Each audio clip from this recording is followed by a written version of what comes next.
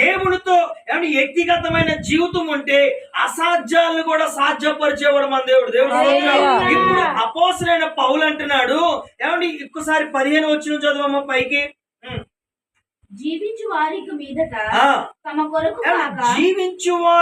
ఇక మీదట తమ కొరకు అంటే మనం ఇప్పుడు ఎవరి కోసం జీవిస్తున్నామండి? మన కోసమే, దేవుడి కోసం అయితే కాదు. తెలుసండి, మానవులు స్వార్థపరులు. ఏంటో తెలుసండి, నేనే బాగుండాలి, నా తత్వమే బాగుండాలి, నానే బాగుండాలి, నా కుటుంబమే బాగుండాలి అనుకున్న రోజులు ఇవన్నీ. అంతేనండి, పక్కవాడు బాగుపడిపోతున్నాడంటే వారసలేని రోజులు ఇవి. ఇప్పుడు ఏమన్నాడు అపోస్తలుడైన పౌలు? జీవించువారు తమ కొరకు కాక తమ మృతి పొంది తిరిగి లేచిన వాని కొరకే. మనం ఎవరి కోసం జీవించాలంటే మన కొరకు ఎవరు మృతి పొందారు? యేసుక్రీస్తు వారు మృతి పొందాడు. ఆయనలో ఏ పాపము లేదు, ఆయనలో ఏ అపరాధం చేయలేదు.